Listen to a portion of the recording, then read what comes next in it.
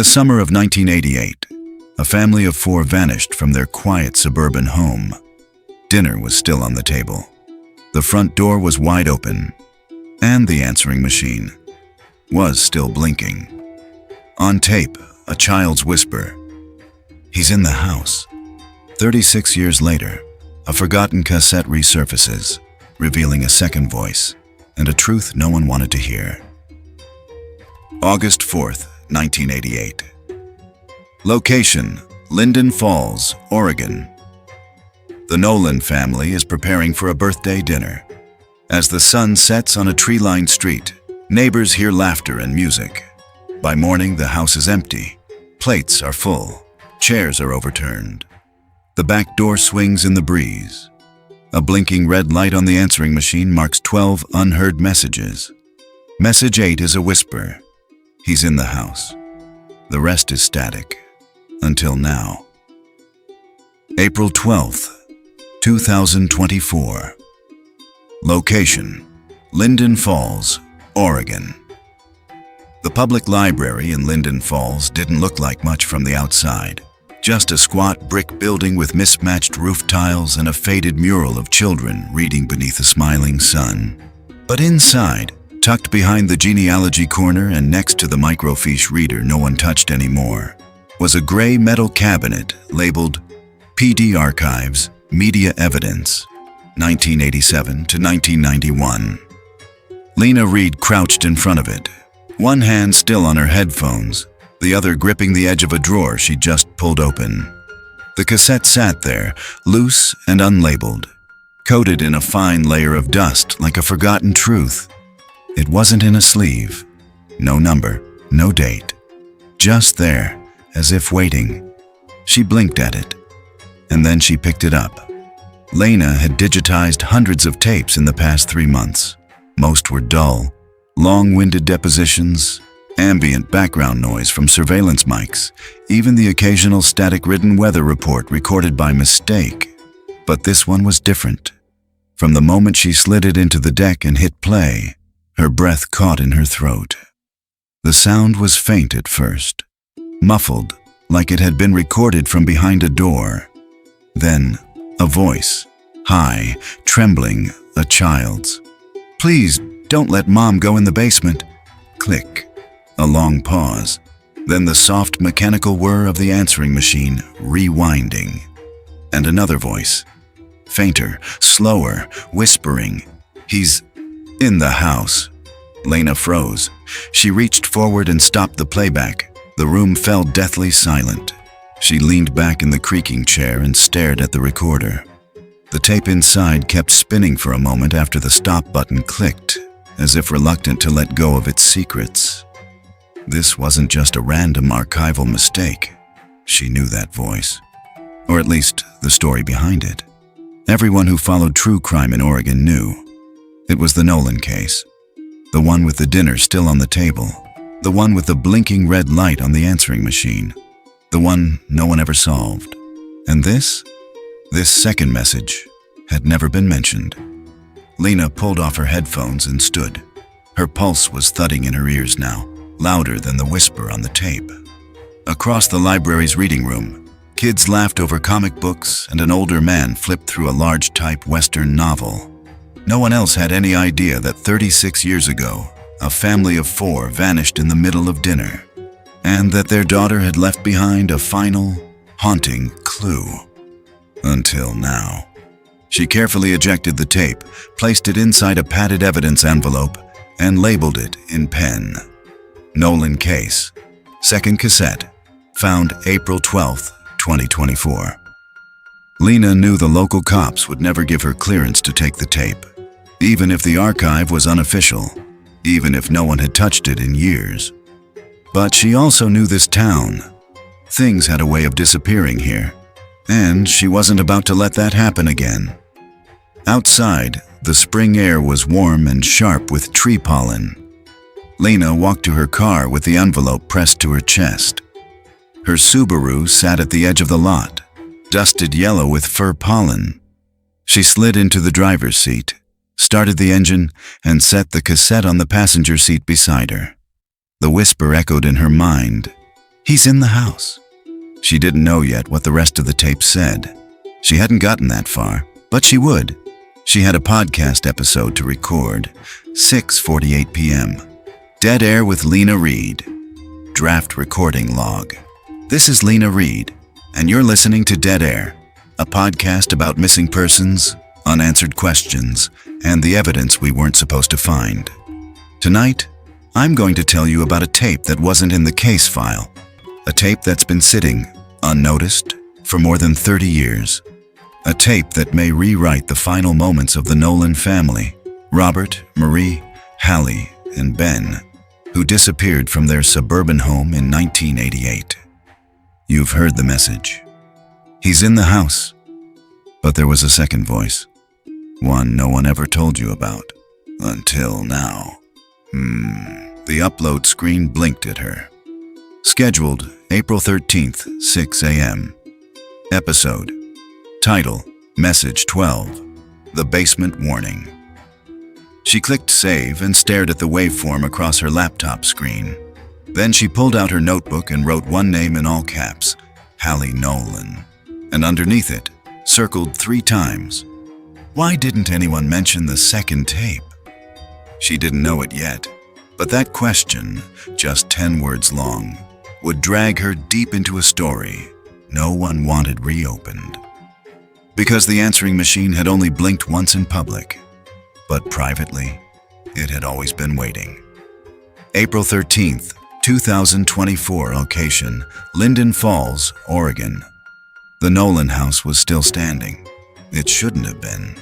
By now, most homes from the 1980s in Linden Falls had either been gutted and flipped into granite counter open floor plan showpieces, or bulldozed to make way for duplexes.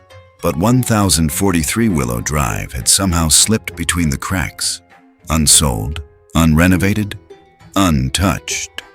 It sat back from the street behind a tall cedar hedge, roof sagging slightly on the east side, paint sun-faded to the color of old paper. The mailbox hung open. No newspapers, no packages, just stillness. Lena parked across the street and stared at it through the windshield. The curtains in the front window were drawn shut, just like in the police photos. Same broken step on the porch. Same cracked front walk, one slab slightly higher than the others like a tripping hazard waiting to happen. The last time anyone had seen the Nolan family was here, July 30th, 1988. Robert Nolan, 42. Marie Nolan, 39. Hallie, age 10. Ben, age 6. Vanished. Dinner left on the table. Chicken, potatoes, still warm when police arrived. Answering machine blinking with 12 unheard messages. Hallie's bike left lying in the yard. The door unlocked. A glass shattered near the sink. No forced entry. No bodies. No explanation. And now, 36 years later, Lena stood on the curb with a fresh key in her hand. One issued by the Linden Falls Historical Society under a quiet agreement. Don't damage anything. Don't take anything. Leave it the way you found it. She crossed the street. The wind picked up as she stepped onto the porch. Dry leaves rustled underfoot. A bird took off from the gutter, flapping hard into the branches above. Lena paused, hand on the doorknob, heart thudding louder than she wanted to admit. Then she turned the key. The door creaked open on hinges that hadn't moved in years. The smell hit her first. Dust, damp wood, something faintly metallic. Decay without rot. A house that had simply gone stale. She stepped inside and closed the door behind her. To her right, the living room. Couch still in place. A television with a cracked antenna. Shelves of VHS tapes lined up by title. E.T., Honey, I Shrunk the Kids, The Sound of Music. To her left, the dining room. 4 chairs, one of them tilted back, askew. A table set with faded plates. Forks still resting beside them. One ceramic cup shattered near the center. And at the far end of the counter, just beneath the yellowed rotary wall phone, the answering machine. Black, rectangular, slightly melted in one corner from heat or age. Still plugged in, still blinking. Lena let out a breath she hadn't realized she'd been holding. She moved slowly through the house, camera on her phone recording every step, every creak. Her shoes left tracks in the thick dust blanketing the floors. Each room was a time capsule. Hallie's bedroom still had glow-in-the-dark stars on the ceiling. Ben's room had Transformers wallpaper peeling at the corners. The beds were made, pajamas folded neatly at the foot of each. In the hallway, a long-framed family photo hung askew. Robert Nolan in a stiff-collared shirt. Marie with a loose ponytail and warm smile. Hallie beaming with a front tooth missing. Ben clutching a plastic dinosaur. Frozen. Lena paused in the doorway of the basement. The door was locked, bolted from the outside, a heavy deadbolt added after the fact. Scratches near the keyhole. Her key didn't work on that one. She made a note. Return with bolt cutters. Then she turned back toward the kitchen. The answering machine was waiting. She knelt beside the counter and flipped open the cassette deck. Empty. Of course it was. Police had taken the original tapes decades ago, but that didn't stop her from running her fingers along the edge of the unit, tracing the buttons. Play, rewind, delete, stop. The blinking red light was dead now. Probably had been for years. But in the police photos from 1988, it had been illuminated. A single, unassuming detail in a case full of them. Her phone buzzed. Text. Archivist. That Nolan cassette you found. Second half just finished digitizing, sending audio now. No metadata. Whatever's on it wasn't labeled. Lena opened the attachment and hit play. A hiss of static. Then Hallie's voice again. Unmistakably her. Ben, don't open it. Dad said... A pause. Then, the sound of scraping. Like a door being pushed open. A child gasping. A second voice, older, male, but distorted. Garbled, like it had been filtered through a wall or vent. They always listen better in the dark. Click. Lena's fingers went cold. She replayed the clip. Again. Each time it scraped deeper under her skin. She knew enough to recognize terror in a child's voice. Not staged, not playful. Real. She also knew something else. This voice, this second voice, had never been mentioned in any documentation. Not in the reports, not in the case summaries, not in Officer Cordell's original interview. It was as if the second half of the tape had never existed. But now it did. Lena stood and looked around the kitchen one more time. Her eyes stopped on the hallway closet. The door was cracked open. Inside, she found a dusty Polaroid camera and a pile of film packs, yellowed and expired. She crouched lower and pulled something from the bottom of the shelf, a shoebox wrapped in faded newspaper. Inside, birthday candles, unused. A paper hat with Ben, written in marker, and a torn corner of what looked like a fifth-place card, the kind Marie Nolan used to write out for birthdays. It read, "For the guest." Lena stared at it. There were 4 family members. Why set the table for 5? July 30th, 1988. Flashback location, Linden Falls, Oregon. The Nolan house was full of light and music. Summer sun poured through the windows. A radio in the kitchen played something upbeat and forgettable. Marie hummed along under her breath as she frosted Ben's birthday cake. Chocolate with blue icing, his favorite. She was down to the last detail. A plastic Stegosaurus figurine perched beside a candle shaped like the number 6. "Ben," she called, "get your hands off those cookies or I'm canceling your birthday." Giggling echoed down the hallway. Robert stepped out of the bathroom adjusting his tie. He caught Marie's eye and raised his hands in mock surrender. "I swear it wasn't me." "You're lucky you're cute," she said, flicking frosting off her finger. He crossed the kitchen, planted a kiss on her cheek, and stole a spoonful anyway. She swatted at him, laughing. In the living room, Hallie twirled in a pink dress in front of the mirror. "Is this okay for pictures, Mom?" "You look beautiful, sweetheart," Marie said. Ben darted past them, shirt half tucked, shoes on the wrong feet, yelling, "Birthday! Birthday!" as he stomped toward the front door. "No shoes inside," Marie warned, "and no opening the door for anyone." "I won't," he shouted back, already on his way to the window. "I'm just checking if he's still there." Marie froze. She turned. "If who's still there?" Ben shrugged. "The man."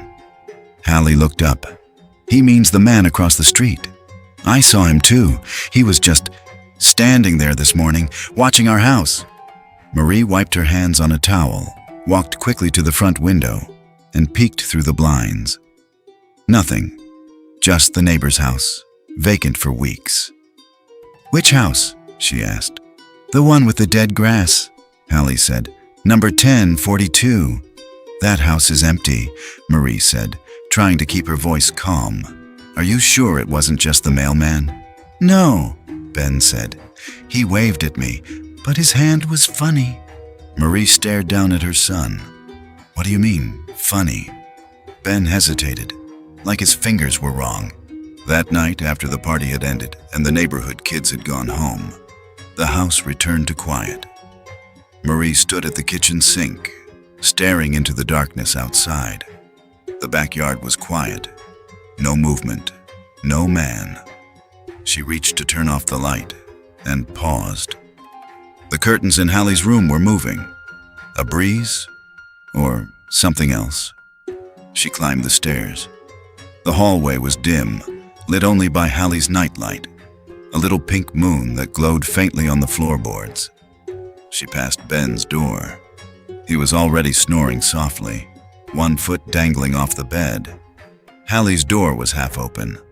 "Sweetie," Marie whispered.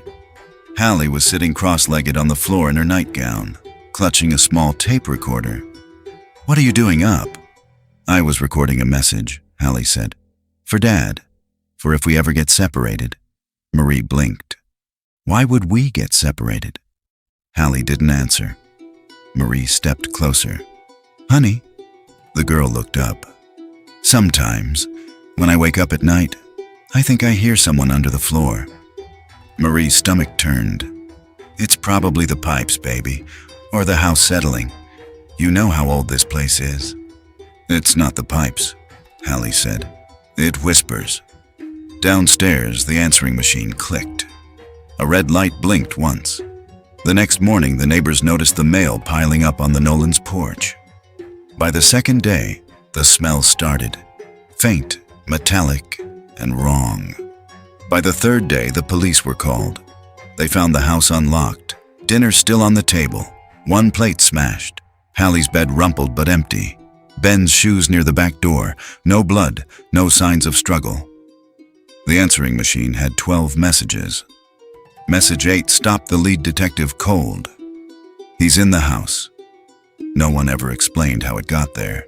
No one ever explained where the Nolans went. And no one ever mentioned the voice on the other side of the tape, the one Lena Reed had just uncovered. April 14th, 2024, location, Linden Falls, Oregon. The man who first responded to the Nolan house was still alive. Lena sat in the sun-faded lobby of the Linden Falls police substation, hands wrapped around a foam cup of coffee that tasted like plastic and ash. Across from her, behind a plexiglass partition, Officer Dan Cordell, retired, walked slowly toward the door marked Records Archive. He hadn't wanted to meet. He'd ignored her emails for weeks. But when she'd shown up with a badge visitor sticker and a 1988 tape no one had ever logged, something in his eyes changed. Now he was coming back. A thin man in his 70s, hair mostly gone, knuckles swollen with age, but his posture still straight. He wore a park ranger's jacket over his button-up shirt, like he couldn't quite let go of the authority he once carried. He opened the door and gave her a long, unreadable look. "You said you had something I needed to hear," he said. "I do." They sat in a small conference room with one speaker and no recording devices. Cordell made that very clear. Lena pulled out her laptop and opened the file. She played the tape. The moment Hallie's voice came through. "Please, don't let Mom go in the basement." Cordell's mouth tightened. And when the second voice whispered, "They always listen better in the dark," his hand twitched just slightly on the table. Lena paused the playback. "Have you heard that second voice before?" she asked. Cordell was silent for a long time. Then he nodded. "It was the neighbor," he said finally. "Across the street. Name was Howard Langford." "Langford?" Cordell leaned back in his chair. "Lived alone, widow, no kids. He was odd. Always had headphones on. Didn't mow his lawn. Collected shortwave radios, emergency scanners, those kinds of things." "What made you think it was him?" Cordell stared at the tabletop. "The night the Nolans disappeared. I was first on scene. The house was dark. I went in alone before backup arrived. Dumb. But we didn't know then. It was just a welfare check." Lena waited. "There was this feeling," he said. "You walk into hundreds of houses on this job, but every now and then, there's one that feels wrong. That house was cold. Too cold for July. Like something had been opened that shouldn't have been." He looked up. "When I came out, I saw someone across the street. A man standing in the dark, just inside the Langford house, behind the window. Not moving." "Did you question him?" Cordell shook his head. "By the time I crossed the street, he was gone. Back door open. Nothing inside but furniture and static." "Static?" He had a radio wall. Ham radios, scanners, police band, all of them on, all of them whispering. Lena scribbled notes fast, heart racing. "You said his name was Howard Langford. What happened to him?" "He vanished a week before the Nolans did." She stopped writing. "What?" Cordell nodded slowly. "He was reported missing on July 23rd, 1988. 7 days before the family went. But the report was buried. Family said he traveled a lot, radio conventions. They assumed he left town. Then the Nolans vanished and no one cared about Langford anymore." "Was he ever found?" "No." Lena stared at him. "So we have a missing man with a wall of radios, seen watching the Nolan house the night after he supposedly vanished, and no one followed up." Cordell's jaw clenched. "I did. On my own.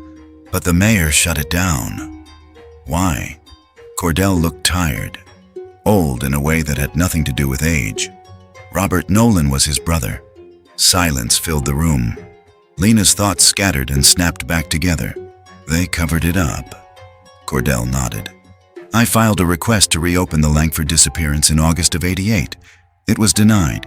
I was reassigned a month later. Then the tapes went missing." "But this one survived," Lena said, tapping her laptop. "Because someone misfiled it at the library instead of evidence lockup."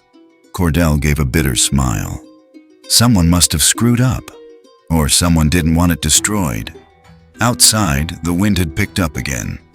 As Lena stepped into the parking lot, she looked across the street at the row of houses beyond the trees. Number 1042 still stood. The Langford house. The one with the dead grass. The one where a man with the wrong fingers once waved at a child through the glass. She made a decision. Tomorrow, she'd go in. April 15th, 2024. Location, 1042. Willow Drive, Linden Falls, Oregon. The lock on the Langford house had been broken for years. The real estate company still technically owned it, a property in deferred status, meaning no one wanted to buy it and the city couldn't afford to demolish it. But Lena had been around enough condemned sites to know what that really meant. It was a time capsule, a sealed room of evidence no one wanted to touch. She pushed open the front door slowly, camera already rolling. The air inside was stale and thick, like a sealed attic. Dust hung in long beams of morning light slicing through the blinds. The wallpaper had peeled at the seams. A collapsed couch sat under a sheet that had turned brown with age. And against the far wall, just as Cordell had said, stood the radios. At least a dozen. Old transceivers stacked on metal shelves, ham rigs with dials and blinking lights, shortwave receivers, a police scanner from the mid-'80s rusted around the speaker. Wires tangled like vines, leading into the walls, down through the floor, up toward the ceiling. Every single one of them was unplugged. And yet, a low hiss filled the room, not loud, but constant. Lena took a step closer. The sound was coming from a small red unit in the corner, one she hadn't noticed at first. It looked like a baby monitor, the old kind with a glowing red eye in the center. She tapped it lightly. The static shifted, for just a second, into a voice. "Ben, come back. I said no playing down there." Then silence. Lena's heart stopped. She grabbed her recorder, hit playback. Nothing. The file was blank. The voice hadn't recorded. She reached for the red device again, but the light in the center had gone out. The Langford house had one bedroom, one bath, and a crawl space under the back porch. That's where Lena went next. She ducked under the half-collapsed awning and shined her flashlight through the grating. The floor was bare dirt, a broken folding chair, a coffee can with a wire sticking out, and in the far corner, a tattered sleeping bag. Someone had lived down here. Recently. She reached in with her phone to snap a photo, and something shifted. A soft scuffle, a sound like denim brushing wood. Then nothing. Lena backed away slowly, her breath clouding in the chill. She checked the photo on her phone, zoomed in. Beside the sleeping bag was a notebook. That night, she reviewed everything she had. She laid it all out on the motel bed. The photos, the audio clips, the handwritten notes. The whisper. "He's in the house." The second voice. They always listen better in the dark. The missing neighbor with radios wired through the walls. The extra birthday plate. And now, a voice that hadn't been recorded. A voice she was sure was Marie Nolan, calling her son Ben. The house had no power. The radios had no juice. And still, someone, or something, had spoken. Lena opened her laptop and pulled up the original Nolan case file. She scrolled through the transcript of the answering machine messages police had logged in 1988. Message 3 had always stood out. It was marked simply as unknown. Line distortion. The transcript read, "Silence for 14 seconds. Indiscernible whispering. Sounds similar to feedback loop or microwave interference. Deleted from final report." She pulled the original .wav version from her downloaded archive, slipped on her headphones, and hit play. At first, just hum. Then, the whisper again. Same one from the Langford unit. But this time, she listened more closely. Underneath the hiss was another voice. High, faint. A girl's voice. "He said I was too loud, so I stopped talking." Hallie. It had to be. Lena shivered. She ran it through her audio software, filtering background frequencies, boosting pitch range. A secondary voice surfaced, buried even deeper. Male, whispering, repeating. They always listen better. Click. The file cut out. She barely slept that night. Not because of what she'd heard, but because she just realized something. The cassette from the library. It wasn't one tape with 2 messages.